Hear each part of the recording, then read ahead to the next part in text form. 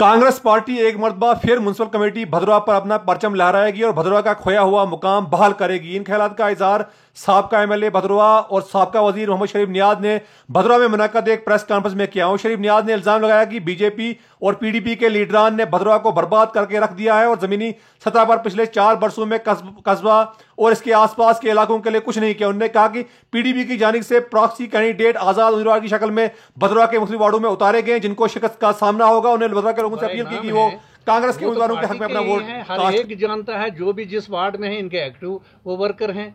ये तो बराए नाम है, ये तो सिर्फ चोला बदला है इन्होंने पीडीपी के बजाय इन्होंने इंडिपेंडेंट के नाम पर, और एक ही वो क्या कहते हैं स्टेथोस्कोप का जो है सबके लिए है, एक ही रखवा दिया है वो निशान। तो ये क्या जाहिर करता है? और फिर ये इनके ही लोग तो हैं वो, या तो ये बोलें कि हम पीडीपी से ताल्लुक़ नहीं रखते, हमने रिज़ाइन कर दिया, हम कभी भी बीटीबी में नहीं जाएंगे। इनका जनरल सेक्रेटरी जो यहाँ कैंप किए हुए है वो बोले कि भाई हम इंडिपेंडेंटों को सपोर्ट कर रहे हैं और मैं इसमें पार्टी से इस्तीफ़ा दे के आया हूँ। सर देखिए जी, आप जो प्रेस वाले भी हैं, मैं समझता हूँ कि आप लोग ज़्यादा जानते हैं। अब जो ये 13 की बात करते हैं, आप उसी से अंदाज़ा लगा सकते हो कि इतना सच है इनके पास।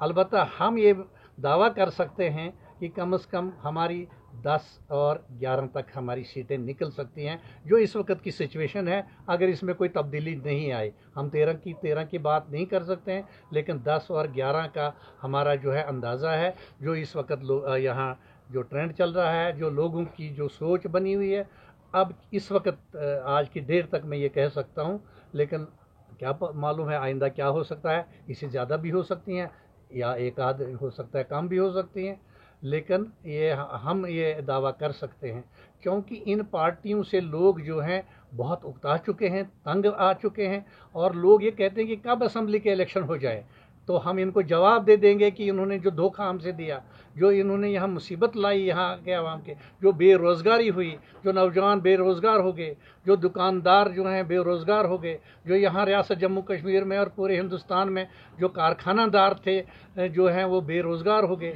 लाखों की तादाद में जो प्राइवेट सेक्टर में लोग काम करते थे, सरकारी ये मुलाजमत करते थे, उन प्राइवेट सेक्टर में बेघर हो गए। लाखों और करोड़ों की तादाद में मज़दूर बेकार हो गए। हमारे दौर में जब हमारी सरकार थी, यहाँ मज़दूर नहीं मिलता था, मज़दूरी इतनी थी कि मज़दूर नहीं मिलता था। आज मज़दूर मिलते हैं लेकिन मज़दूरों को मज़दूरी नहीं मिल रही है। हर एक बेकार है और हर एक परेशान है आज इस दौर में। तो लिहाजा इस लिहाज से हम आज लोग फिर ये मवाजना करते हैं हमारी सरकार का और इस मौजूदा सरकार का, जिस सरकार ने कहा था कि कांग्रेस वालों ने कुछ नहीं किया, हम बदलाव चाहते हैं। तो बदलाव तो इन्होंने नहीं लाया, लेकिन बद लाया, बद सरकारें लाई इन्होंने, जो लोगों के लिए बड़ा हानिकार हुई, बहुत नुकसानदेह साबित हो गई।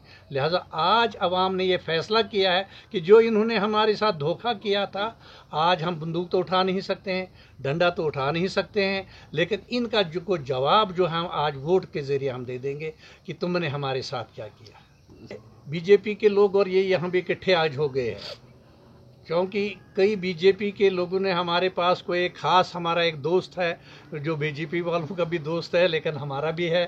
उसको उन्होंने कहा कि भाई ये जो पीडीपी के कैंडिडेट खड़े हो गए हैं इसमें आज़ाद उम्मीदवार के तौर पर, तो ये कितना वोट कांग्रेस का काट सकते हैं। वहीं से अंदाज़ा आ जाता है हमको कि इनकी सोच क्या है। इन्होंने जो कैंडिडेट खड़े किए हैं, बहुत सारे इंडिपेंडेंट कैंडिडेट खड़े किए हैं, उनको पैसे दे रहे हैं, ये वोटर्स को पैसे बांट रहे हैं।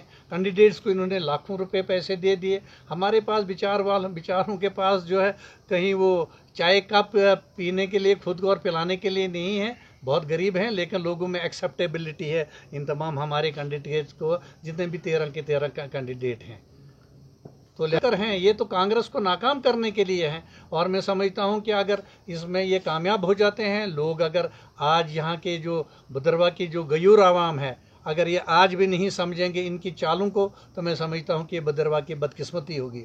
हमारे दौर में जो थोड़ा सा दौर हमारा रहा, चाहे मैं पावर मिनिस्टर था या साहब चीफ मिनिस्टर थे, जो हमारा दौर था, लोगों ने यहाँ मवाजना आज कर रहे हैं। ये कह रहे हैं कि आज हमें मालूम हो रहा है कि कांग्रेस के दौर में यहाँ कितनी डेवलपमेंट हुई थी।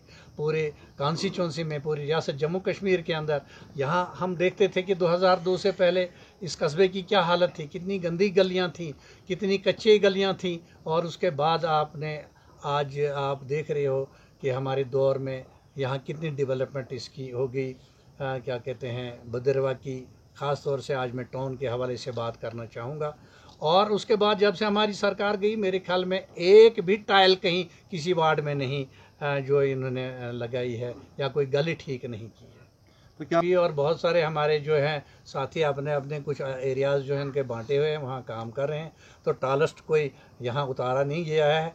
हम जिनका नाम इसमें प्रेस में दिया गया, हम कोई टालस्ट लीडर नहीं हैं, हम वर्कर हैं। हम आम लोगों की तरह से, जो हम पार्टी के आम वर्कर हैं, उस तरह से हम हैं। टालस्ट लीडर हमें कोई है नहीं, तो लिहाजा सिर्फ वर्कर हम काम यहाँ कर रहे हैं। लोगों की पार्टी ने नहीं बुलाया, मैं तो अक्सर यहाँ आता रहता हूँ। अब इंशाल्लाह आइंदा भी मैं यहाँ इलेक्शन लड़ने वाला हूँ। यहाँ से पार्टी ने फैसला कर दिया है, इलेक्शन लड़ने वाला हूँ। आज तो मैं अपनी भी कैंपेन कर रहा हूँ हर वार्ड के साथ। मैं अब यहाँ के जो वोटरान से, मौजूद वोटरान हैं, उनसे ये कहता हूँ कि एक वोट जो है हमारे इसको दे देना है आपने, हमारे कैंडिडेट को। और जब दूसरा वोट जो है मेरे लिए ज़रूर रखना है आपने, जब असम्बली के इलेक्शन होंगे। और मैं ये दावा से कहता हूँ, और मैं ये अभी आपको लिख कर दे दूँगा कि आइंदा आने वाली जो है हमारी सरकार यहाँ रियासत जम्मू कश्मीर में होगी। और फिर जब हमारी सरकार आ जाएगी, तो जिस तरह से हमने जो हमारी यहाँ पहले जो म्यूनिसिपल कमेटी बनी थी, और जिस तरह से हमारी सरकार ने उस वक़्त उनको यहाँ के डेवलपमेंट के लिए फंड्स दिए थे, इनको पूरी कोऑपरेशन दी थी हमने। आज भी हम जो हमारे कैंडिडेट कामयाब हो गए, यहाँ के मौजूद वोटरान, यहाँ की गयूर आवाम, भदरवा की गयूर आवाम जिनको ये कामयाब करेगी, हम उनके वार्ड में बहुत ही दिलचस्पी लेंगे और वहाँ डेवलपमेंट करने में इनकी पूरी मदद देंगे हमारी सरकार। और इसलिए मैं ये कह रहा हूँ हमारी सरकार, क्योंकि इंशाल्लाह हमारी सरकार जो है, जो हालात हैं इस वक्त, हर हाल में आएगी। और मैं ये भी आपको ये यकीन देना चाहता हूँ कि भदरवा जो है उस सरकार का में हिस्सेदारी ज़रूर होगी भदरवा की। तो मांग रहे हैं, क्या रहेगा आपका? हमारा एजेंडा तो एक खुली किताब की तरह होती है। लोगों के जहाँ भी जो भी काम अधूरे पड़े हैं, हम कामों को मुकम्मल करेंगे। टाउन के अंदर जो खामियां रह गई हैं, वो खामियां हम दूर करेंगे। मैं हर एक यहाँ जितने भी हमारे जो कैंडिडेट हैं 13 के 13, मैं इनसे ये गुजारिश करता हूँ कि आप इंशाल्लाह कामयाब हो जाओगे। और जब कामयाब हो जाओगे तो अपने अपने वार्ड के अंदर जो भी आपका प्लान बनेगा, जो भी पैसा आपके वार्ड के लिए जितना आ जाएगा इस म्यूनिसिपल कमेटी के लिए, वो वहाँ के लोगों के ज़रिए जो है क्या ज़रूरत है उनकी, उस वार्ड में किस स्कीम की ज़रूरत है, उनसे अप्रूवल लेके, उनसे पूछ के जो है, अपनी मनमानी नहीं करना। तो उनसे पूछ के जो है उनके वार्डों की वजह डेवलपमेंट करना। वहाँ कहा था कि अगर यहाँ ACD एडिशनल DC का जो है दफ्तर खुल जाता है तो बहुत अच्छी है। और मैं ये भी कहता हूँ कि अगर यहाँ फुल फ्लेज डिस्ट्रिक्ट भी दिया अगर जाएगा तो उसमें कौन सी बात है। जहाँ जो एरिया जिस चीज़ के लिए, जिस इंस्टीट्यूशन के लिए डिज़र्व करता है, वहाँ वो इंस्टीट्यूशन होने चाहिए। हमारी तो कभी ये पॉलिसी नहीं रहेगी पूरी देश के अंदर पूरी, और फिर अपने घर में हम इस तरह की सोच क्यों रखेंगे। और हमें तो इसे कोई नहीं था, कोई भी अगर बता दे कि हमने जो है इसकी मुखालफत की थी। अलबत्ता यहाँ मुखालफत अगर बलेस में की थी तो PDP के लोगों ने की थी। वो मैंने उनकी जो प्रेस कटिंग भी थी, उनके ब्लॉक प्रेसिडेंट ने वहाँ बुलाई थी और उन्होंने कहा था कि हम इसकी बहुत मजम्मत करते हैं जो ADC का वहाँ खुला, और भलेसा जो उसके साथ लगाया, वो हमने जो थी वो उसकी जो प्रेस कटिंग उसमें जो उन्होंने थी वो यहाँ बहुत सारे हमने अपने साथियों को पहुंचा दी थी। उन्होंने इसलिए कहा था कि आप भी, उनको डायरेक्शन थी वहाँ के उनके वर्कर्स को कि आप नहीं तो यहाँ साफ हो जाओगे, तो आप भी ज़रा लोगों के साथ यहाँ रहो और आप भी ये डिमांड करो ताकि आपके साथ यहाँ जुड़े रहेंगे और कम से कम PDP का भी कोई नारा देने वाला यहाँ रहेगा।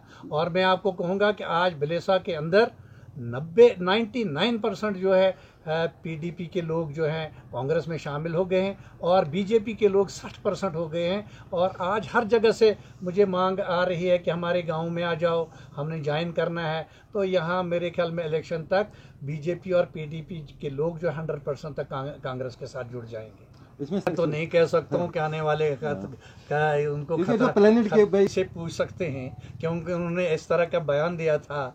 अलबत्ता मैं ये कहूँगा कि हमने उनके इस बयान को बिल्कुल टोटली नकारा था कि कांग्रेस पार्टी का इसके साथ कोई वास्ता नहीं है।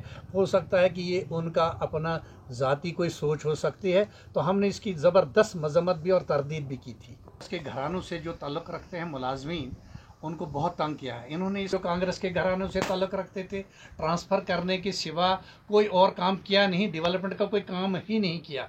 आज भी जो कांग्रेस के घरानों से ताल्लुक़ रखने वाले मुलाजमीन हैं, सरकारी मुलाजमीन, उनको धमकी दी जा रही है। और जो इसमें फेसबुक पर, जो व्हाट्सएप पर, जो इसमें जो है क्या कहते हैं मीडिया है, उसमें जो उनकी अपील होती है गवर्नमेंट मुलाजमों की जो पीडीपी के घरानों से ताल्लुक़ रखते हैं, उन्हें कोई एक्शन नहीं ले रहा है। और जो हमारे बेचारे मुलाजिम डर के मारे घरों के अंदर, कमरों के अंदर बैठ रहे हैं, उनके जो ऑफिसर जो हैं उनको बुला रहे हैं और वो ऑफिसर भी उनको धमकी दे रहे हैं। लिहाजा हमारी इंशाल्लाह कल आने वाली सरकार है, मैं मुलाजमों से ये अपील करूँगा कि वो डरो मत। जैसे कि राजू जी ने कहा है, डरो मत। हमारी सरकार जो आएगी, इनको पूरी आज़ादी होगी, इस किस्म का कोई दबाव नहीं होगा। अलबत्ता जो लोगों के आवाम के मफाद के जो मुलाजमिन जो इंतहा पर चले गए हैं, इनके बारे में सोचा जाएगा। लेकिन आम मुलाजमिन को हम तंग नहीं करेंगे। तो कई मुलाजमों ने हमें सामने गाली गलौज भी दी है, कितनी मुखालफत की है। हमने कोई इंतकाम गिरी नहीं ली इन मुलाजमों के साथ। और मैं तमाम डिस्ट्रिक्ट ऑफिसर्स जो हैं या इसमें ब्लॉक लेवल के हैं या कोई भी हैं, और अगर किसी ने भी जो कांग्रेस के घरानों से ताल्लुक़ रखने वाले मुलाजमीन हैं, तो हम उनको बख्शेंगे नहीं।